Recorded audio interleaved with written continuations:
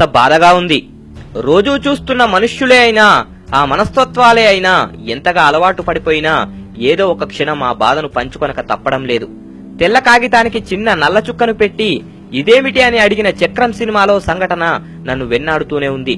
ఎందుకిలా మనం ఎదుటివారిలో తప్పునే ఎక్కువగా చూస్తున్నాం? కాస్తైనా మంచిని చూడలేకపోతున్నాం. మన మనసులు ఇంత సంకుచితంగా మిగిలిపోతున్నాయి. ఎందరిలో ఉన్నా మనకంటూ ఓ ప్రత్యేకత ఉండాలనుకుంటే ఎలా సరిపోతుంది? మనం చేసే పని వల్ల కానీ, మన వ్యక్తిత్వం వల్ల కానీ, మన హావభావాల ప్రకటన వలన కానీ, మన నడవడిక వలన కానీ మనకంటూ ఓ గుర్తింపు వస్తుంది. కానీ మనం చేసే ఇలాంటి కొన్ని పనుల వల్ల మనం జీవితాంతం కష్టపడినా మనకు మంచి గుర్తింపు రాదు. దానికి కారణం మనం రోజూ దినచర్యలో చేసే ఇలాంటి పనులే. చెప్తాను వినండి. దేవుని హుండీలో వేయాలనుకుని పర్సు నుండి తీసిన 50 రూపాయల నోటు పెద్దదిగా తోస్తుంది. అదే నోటు సూపర్ మార్కెట్లో చిన్నదిగా కనిపిస్తుంది. గుళ్ళో గడిపే అరగంట ఎంతో ఆలస్యంగా గడుస్తున్నట్టుగా తోస్తుంది. టీవీ చూసే అరగంట వేగంగా గడిచినట్లు అనిపిస్తుంది. భగవద్గీతలో 10 పేజీలు చదవడానికి ఎంతో విసుగనిపిస్తుంది. టీవీ సీరియల్లోని 300 ఎపిసోడ్ అయినా ఎంతో ఆసక్తిగా అనిపిస్తుంది.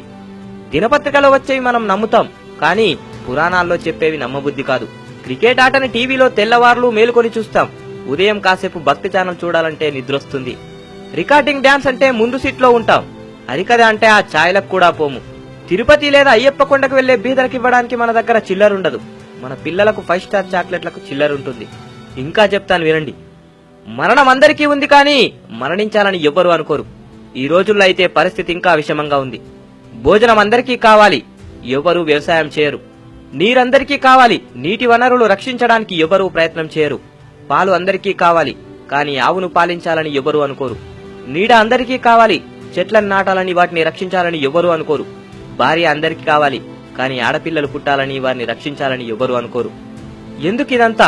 పుట్టేటప్పుడేదో సాధించాలని పిడికిలు బిగించి మరీ ప్రాణం పోసుకుంటాం. పోయేటప్పుడు సాధించిందేమీ కూడా తీసుకుపోలేదని అరచేతిని ఆకాశానికి చూపించి ప్రాణాలు వదిలేస్తాం. జీవితంలో ఏది శాశ్వతం కాదు. ఎంత పెద్ద బంగ్లాలో ఉన్నా, ఎంత పెద్ద కారులో తిరిగినా, ఎన్ని పరుపులు ఎక్కినా ఇదే చివరి మెత్తటి పరుపు. బ్రతికున్న నాళ్లు అందర్నీ కలుపుకొని బ్రతుకు, అందరితో కలిసి నడువు, అందర్నీ మెప్పిస్తూ బ్రతుకు.